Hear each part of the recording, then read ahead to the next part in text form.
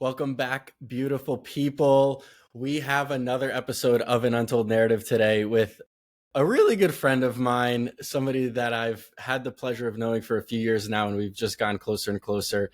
And I've wanted to have this conversation for a very long time because she is this wildly energetic and multi-talented creator that most people actually don't understand all the different things she does. So KJ or Katherine Johnsen, welcome to the show. And how are you? Hi, Dave. I'm well. Thank you for the kind intro. I always joke that even my mom, I think, might have a hard time describing what I do to people. So we're gonna start there because I usually ask this question. Like, you are on flights a lot. You are known as the carry-on queen, as part one of your personas. If you're sitting next to somebody, what do you tell them you do? My high level rundown is I am a partner in an agency called CounterCulture based out of Toronto. We're one of the top influencer agencies in North America. So we have a boutique roster of creators. We run a ton of campaigns for different brands across the globe. And then we work on a lot of user acquisition and growth for startups.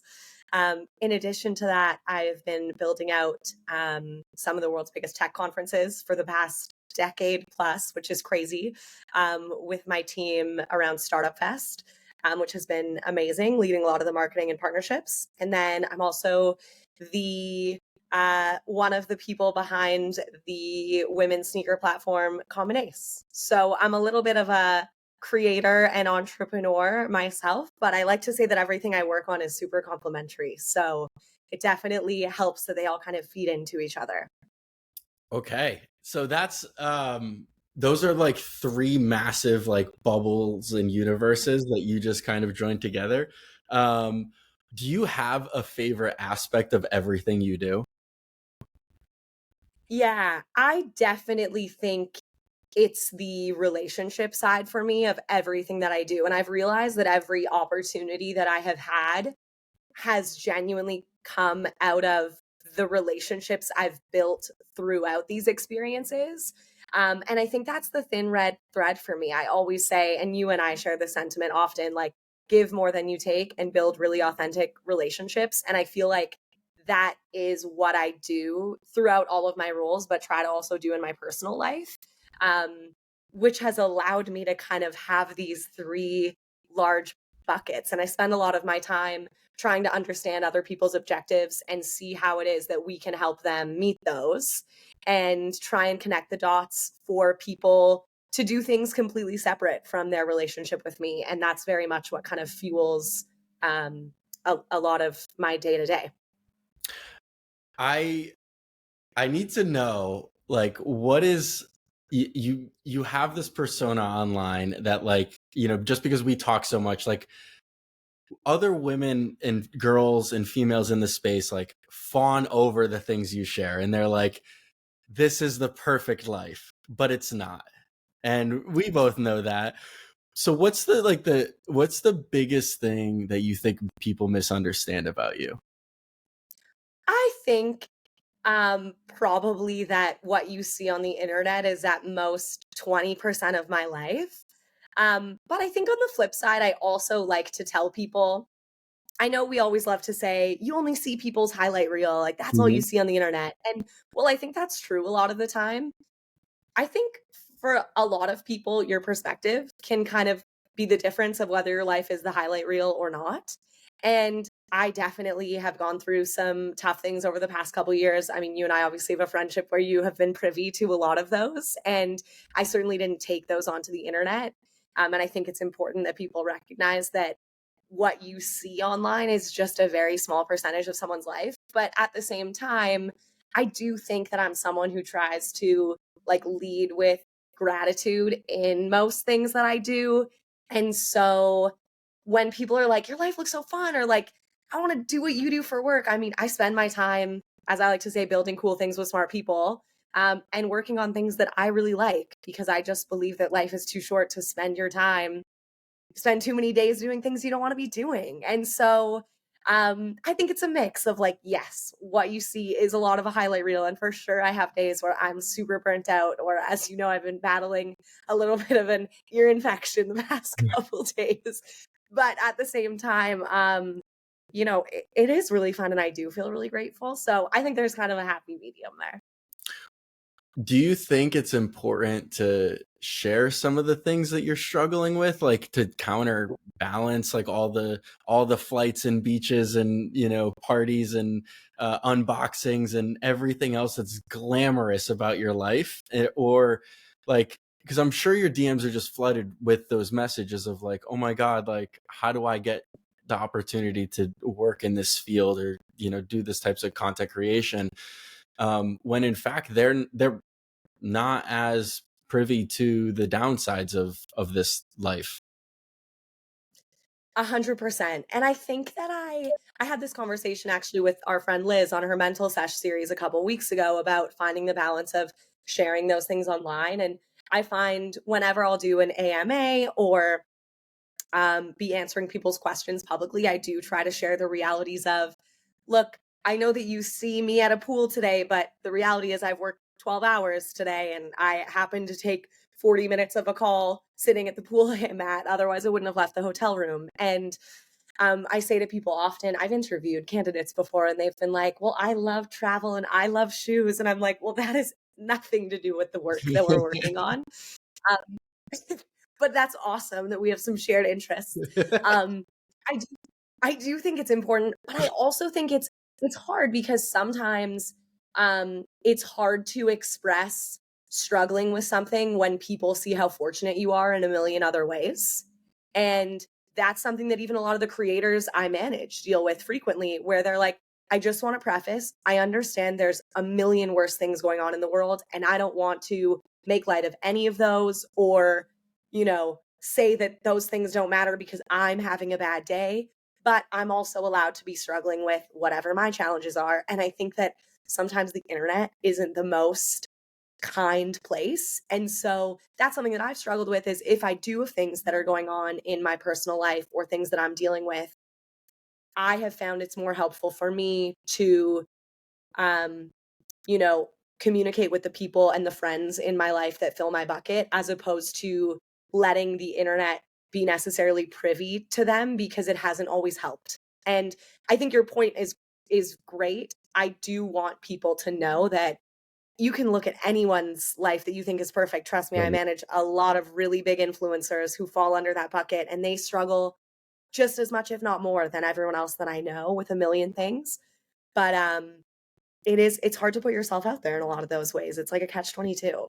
Yeah, 100%. And I think I've been trying to talk about this a little bit more of like, I'm very public, similar to you online, but like when it comes to my personal life or my family or my relationships, like nobody knows. Like I like was Yeah. joking with somebody. I was like, you have no idea if I'm married or have kids or anything. I'm like, and that's my decision that's the part of my life that I don't choose to show. And I think you're the same way.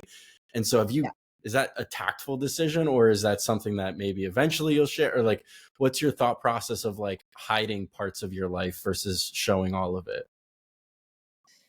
I think it is somewhat tactful. I think I am somewhat strategic in what I share on the internet. I always say too to anyone that has my phone number or is a close friend of mine, if you take something you saw or a dinner you thought I was at from social media as face value of what I did that night, you're probably mistaken. A lot of us, I was there yesterday and I didn't want to post that I was there at the time for a million different reasons.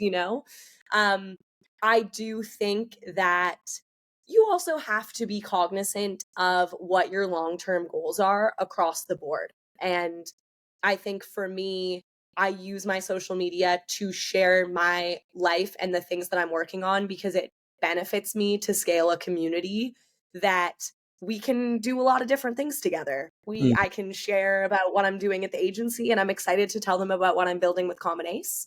Um, but I do think that all of us have to also protect our peace and mental health. And I don't necessarily feel like taking my, romantic relationships onto the internet because I feel like some things you need to protect or yourself. Mm, And but I do think that that's not a hard and fast rule for me. Like I was in a, long-term relationship for a lot of my 20s, and that was very much documented on the internet, and it was very much noticeable when it was no longer a part of my life on the internet. And I learned what that was like because you mhm, get a lot of DMs and you get a lot of messages.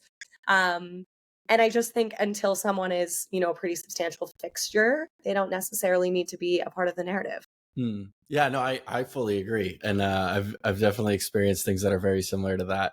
What's just to poke a little bit more, like what's the biggest thing that you struggle with, like on a week to week or day to day, like where you find yourself burning out, where does your mind go? I think lately, I mean, you and I have had this conversation. I feel like I have the great fortune of being afforded a lot of opportunities and a lot of people in my life that would like my energy, and I want to be able to give my energy to them. But I have decided on a few things that are really important to me that I'm trying to build and work on right now. And I struggle constantly in feeling like I am not doing enough. I'm not getting them where they need to be. I'm not driving things forward. I am spreading myself too thin and I can't show up for everyone. And for me, I am a notorious people pleaser. I can't stand, letting someone down. I don't want to do that. I want to be able to show up for everyone, but often it comes at the cost of my mental and physical well-being sometimes. Like I'm definitely at a point of just like this month has been crazy, as you've known of my life, and I leave for Paris tomorrow. Um and it does start to wear me down. So for me, that's something like just boundaries in my life are really challenging because I want to do it all and I want to help with all these things, but I just feel like I am never doing enough and I'm never driving it forward. So that's what's very topical for me this week, honestly. Mm. Yeah, no, I think that's right. I think it's amazing that you have the self-awareness, right? Because so many people like don't, and they struggle with managing it themselves and like how to avoid that burnout. And I've definitely seen you struggle at those moments, but like you always rebound, right? It's just a matter of time. Um, I do want to talk about and give you the time to explain your newest venture, which you've mentioned a couple times now, and that is, and similarly, you trying to people please and then not spending enough time on yourself and your own projects. CommonAce is now one of your babies that you are managing and trying to support and give it, a lot of life and energy. Um, Talk about your journey through the platform, with the platform, why you're doing it, what you're excited about, and everything around CommonAce. Yeah, thank you. I think what I love so much about it is that it has naturally merged a lot of my passions for me. I have grown up a big part of the startup community. I love that space deeply. I had built a bit of a following on social media through sneakers and streetwear. And something that's always been really important to me is the kind of lack of seriousness when it comes to the footwear space. I find it can be an intimidating space for a lot of people. If you don't have an entry point into it, you can really be like, okay, well, I don't know where to get those. How would I know what those are? And I just have always been the person who has open DMs where when a young girl will message me and be like, "What shoes are those and where can I get them?" Or "What is StockX? Somebody sent me a link." I'm like, "That's not a dumb question. I'm not surprised that you don't know, honestly." I grew up with a brother who was a big sneakerhead, and that was kind of my entry point into the space, and I'm so grateful for that. But if you don't have an entry point, you don't have one. And so Common Ace is kind of that one-stop shop for women's sneakers. It aggregates all of the retailers that you can get these shoes from in one hyper-curated marketplace. And on the flip side, it's a media property that features a ton of great styling tips, different retailers, shines a light on cool designers and women across a ton of different verticals where sneakers are just the conduit for those greater conversations. I'm really excited. Right now, you can actually, if you go to common.ace.com, you can drop your name for early access. We are so close to launching. Dave has seen a lot of the good stuff that's to come. But I'm really excited because, while it is intended for women and people who are in the sneaker space, it's really intended to be a place for those who are one step removed, who are Mm, just like, I'm looking for a great pair of shoes for X, or what's a great pair of shoes that I can wear to work? Or maybe getting introduced to new brands like Brand Black. When I interviewed you at ComplexCon, I would say 90% of that community has not heard of that brand, and that's a fantastic brand. right. And so that's very much my intention with it, is being a place very much like the community I feel like you've built on social, that's approachable and, aspirational, while still feeling like a place that you're welcome to be a part of, even if you don't know the difference between a Jordan and a Dunk. And that's okay. Yeah, no, I think that's why I'm excited about your participation in the launch of it. And, really just because I know that you have this tastefulness about curation and like the way that you story tell to that specific demographic, which is females who you're just like lost, right? Like their boyfriends probably have way too many sneakers, all Air Force Ones or Jordans, and they're just like out of law. They're like, I don't know, I wear Converse or and like whatever. And like you Yeah. have you have the ability now to share and show light on like all the education and the different aspects of that. So I think that's super exciting. Thank Is there, what's been the hardest part of it, right? Because like, again, you're gonna do this soft launch, you're gonna put out all these stories, you're gonna do the social posts, you're so good at content creation, blah blah blah. That's all amazing. What's the downside? Everything takes longer than you think it does. Um, that's genuinely, I had seen that with so many of the startups I've worked closely with over the years, the companies we've invested in at Startup Fest, and I thought to myself, oh, please, like I'll be able to get this where I want it to be in 8 weeks, and 8 weeks turns into 3 months, and everything takes longer. Right when you think that you fix something, another thing breaks, and I think on top of that, um, you and I have had this conversation of like, artists, creatives, anyone, you look back and you will never love the first iterations of your work. But if you never put out the first iteration of your work never gets shared. Mhm. And so I am grappling with, sometimes good enough is good enough. And let me get it out there and let the community tell me what they like and what they don't like, instead of me trying to fill in those blanks. But that's what I struggle with, as much as I put myself on the internet, it's a hard place to put yourself out on. And it is a representation of me and what we're building here. And every time I go to put it out there, I'm like, I want to tweak that. I don't know that that's good enough yet. And I struggle with it every day. It's really hard. It's hard to build a startup. But also super fulfilling when it's live and it works, hopefully, and people, can see the reactions of people. And I think one of the cool aspects, as you just mentioned, is that like you can shift and pivot based on the consumer's feedback, which a Yeah, lot of people or platforms don't do. And you're taking that as like, no, that's like what we're going to focus on. And like I think that's a really cool totally. aspect. One of the biggest things I learned through years at Startup Fest was seeing so many founders who were so fixated on the solution they believed needed to be made, without actually understanding if that was the solution people wanted. And I am so bullish on understanding, like, are you making something that you really want to make? Or are you making something that you understand there's a market for? Because um, at the end of the day, if nobody wants to use what you're building, there's not any money to be made around it. So it's very important to me. We've surveyed hundreds and hundreds of women to understand what they're looking for, how they shop, what's actually beneficial to them. Even when you and I were at ComplexCon last week, and I was thinking to myself, what type of content could I get from this audience that is definitely a little more, elite in the streetwear space, shall I say, than the standard CommonAce demographic? I thought, well, I would like to challenge all the people here to tell us what's one shoe you could purchase for retail today that you would be excited about. Mhm. And yeah, I mean, you had a great answer. A lot of people had great answers, but a lot of people had to think about it. And we got great feedback online because so many women were like, oh, this is super helpful. Like, that's what the senior strategist at Complex would go buy at Kith today. Like, amazing. Um, yeah, so I try and really listen, and I take a lot of, fortunately for me, my own community has taught me a lot, because I just open my own DMs and I'll be like, "Oh, you guys really want to know that? Okay, so we'll build it out on CommonAce." So yeah, I'm excited but nervous. How important is it to answer all of your DMs? It's super important to me. I answer almost all of my DMs with the exception of men typically sliding into my DMs. So I asked a very blunt question because I've talked to a lot of people because like everyone's got a different quote unquote strategy as to how they approach the internet and how much mental space they Yeah, want to occupy.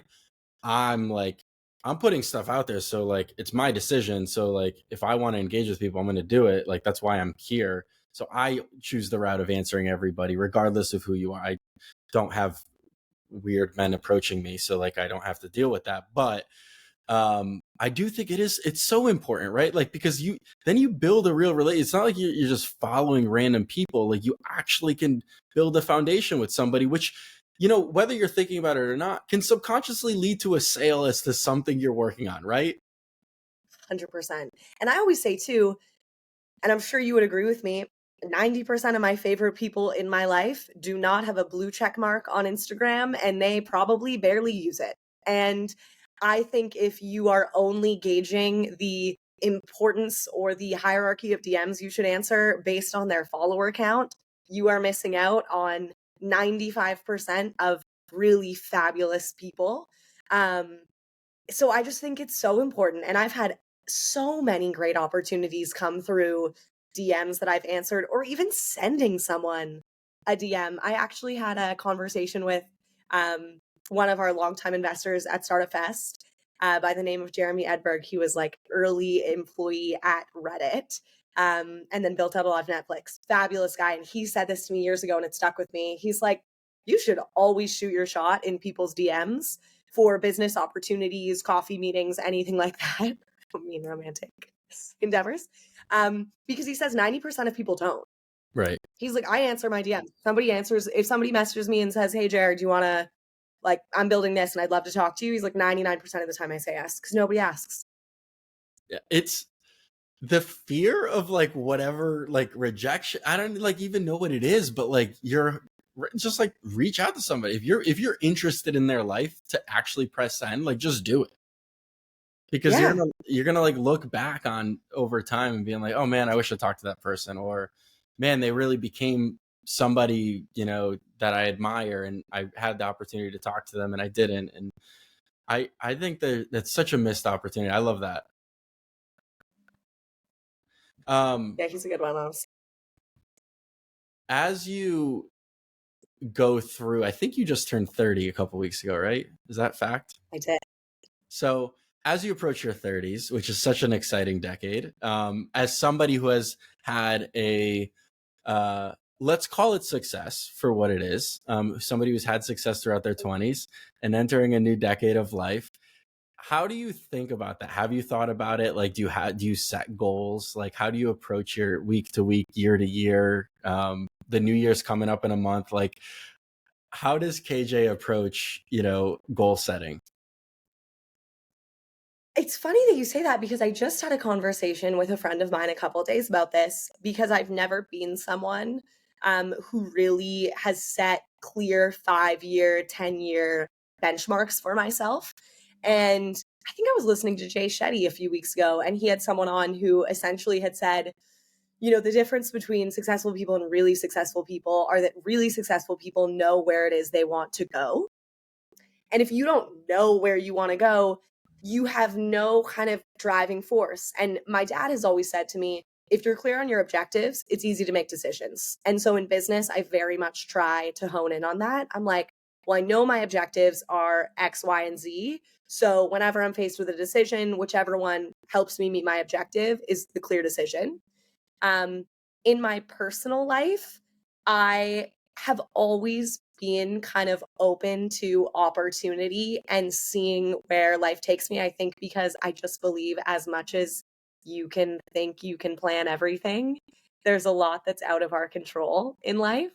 Um, and so I try to leave myself open to the circumstances that happen upon us because I sometimes believe that expectation and too much expectation around things can really lead to disappointment. Mm-hmm. Um, but I have tried to be more intentional over the past 6, 12 months on what my key objectives are. that for me, even if they're professional objectives, they cross into my personal life as well, because for me, huge objectives are around having the freedom to spend my time how and where I want to. And that means building my lifestyle around being able to do that and work on things with people I really respect and like to spend my time with, because I don't want to spend that many days of my life working with people I'm not really excited to be working with. So it's something I have tried to be more intentional with, but I'm always looking to be better at it, because I do think that if we don't have any goals that are kind of hard and fast, it is hard to know the direction in which you're moving. And I know that you're someone who is like goal oriented in that way as well, and it's clearly worked. So I'm yeah. slightly even psychotic about it. I just spoke to my therapist about it yesterday. So I'm also trying to get a little bit better about doing or trying less things, so I can be more tactful about the things I'm super passionate about. Like, you've boiled down to these, let's call it 3 buckets, as you mentioned earlier. Like, I would love to just get to 3 buckets. I have like 7 buckets and I can't divert my time. There's so many buckets. So yeah, no, I think that's super well said in terms of like the intentionality, goal setting.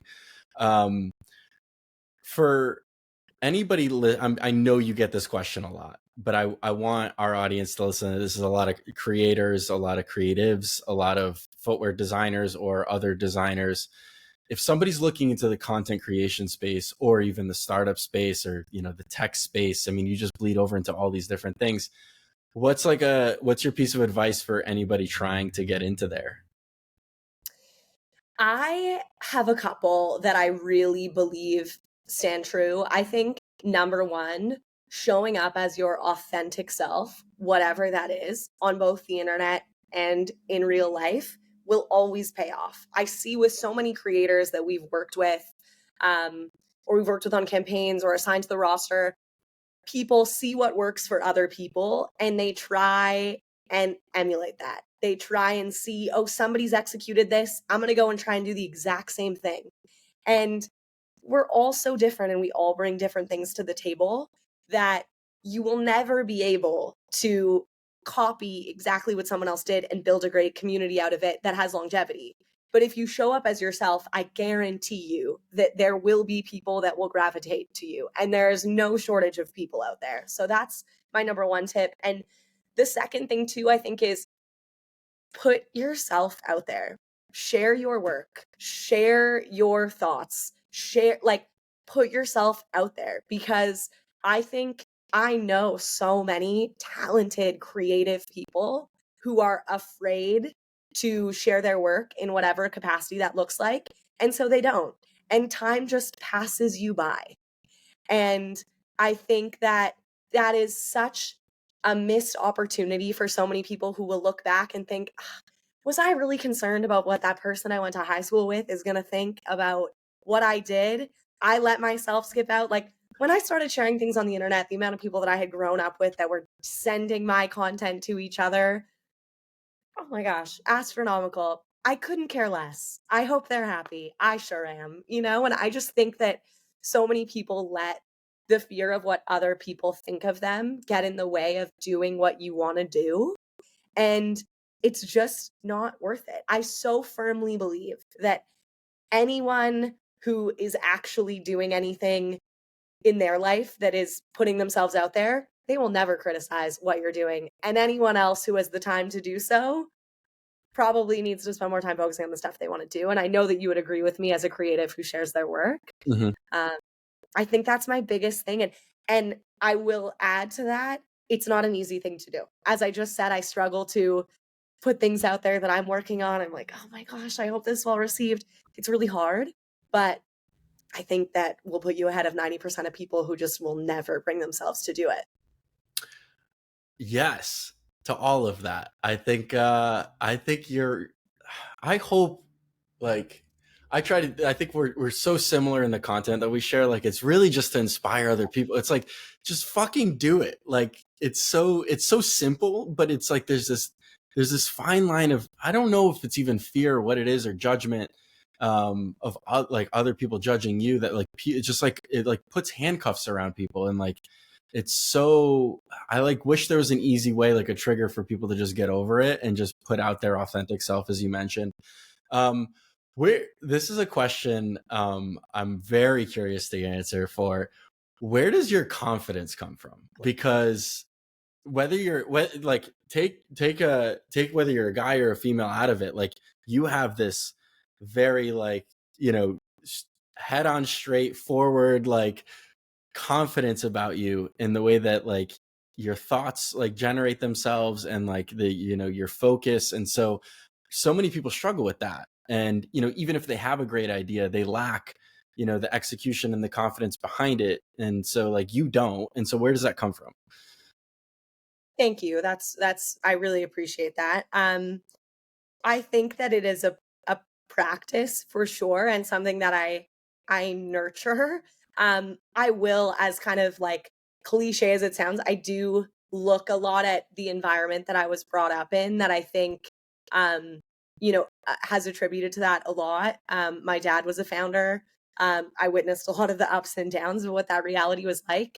But I feel like I was very much raised in an environment of um, deep support and empathy for other people and understanding that, just because there's kind of this box that society tries to create for you, you don't have to fit into that box. You can do whatever you want to do. And as long as you work hard and treat people well, um, you know, you can get pretty far in what you want to do. And I just feel like I was afforded a really fortunate environment in which I grew up in that definitely contributed to that. That I always like to reference because I think a lot of people don't have that. And I can completely recognize that that was hugely beneficial to me. I also think that I try and practice a level of like understanding for other people and what they go through in every aspect of my life, whether it's the teams that I'm managing or working with. Um, and because of that, I am able to understand that we're really all just people and we're all just kind of figuring it out. Um, I was able to work with some really, really intelligent founders in my early 20s where I realized, oh my gosh, we're all just kind of like figuring it out. Like we're all just getting there. And um, I think they helped kind of me understand that, there's not a huge difference between you and a ton of other people. It's just that you have the willingness to like work hard and go do it, where a lot of people don't. I don't know if that's even a helpful answer, but I think it's just about realizing that, like, we only have what we've been given, and you kind of have to make what you will with it. And I try and be conscientious and, um, you know, stand true to what I believe and what my values are, and hope that that spills over into other parts of my life. And it's so funny because I wouldn't necessarily describe myself as super confident, but I understand why people will describe me that way. So I'm super appreciative. But yeah, I don't know if that's even a helpful answer, but I think that that's kind of where it stems from for me. I think it just as you mentioned, just boils down to, you know, understanding, listening, doing good things with good people, right? And it's and the rest will follow suit. And I think that's really amazing. KJ, before we jump into the last question for you, um, where can people find you? DMs are open, as you mentioned. I know you're on multi platforms, but what are your favorites? What are you looking forward to? Where's your attention right now? You can find me on Instagram and TikTok at BeachyKJ. We don't need to get into the history behind the name. And you can most certainly find us at CounterCulture World and CommonAce for a lot of the cool stuff that I'm working on, which I'm excited to share with you guys. Absolutely. I also like, and I want to acknowledge, I don't know if anybody else has shared this comment to you before, like you have been, and I think this is underrated for anybody listening or in the content creation world, to tailor your content per your platform. What you put out on TikTok isn't always what you do on Instagram. And I actually think that those subtle differences means that you can reach a larger audience. And, if people actually paid attention to these things, I think their content would go a lot further. And I just want to say that I've noticed it as a consumer of your content, and I think it's the right thing to do. So I just wanted Thank you. to you're welcome. All right.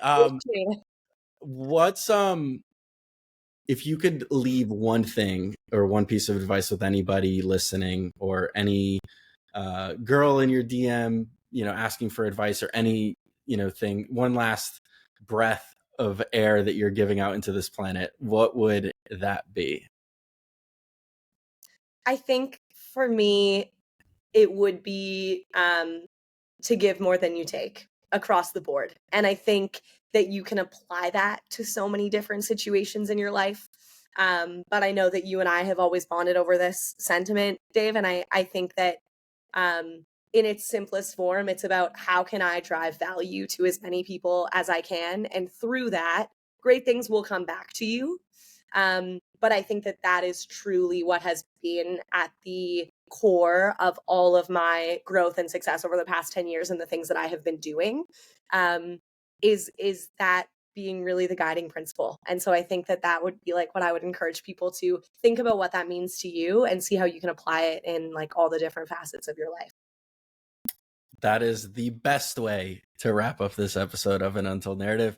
KJ, BeachyKJ, Katherine Johnsen, I appreciate you joining us on the podcast. Thank you for taking the time and spending your energy with me and us, and sharing a lot of great tips for any person listening. Thank you, Dave.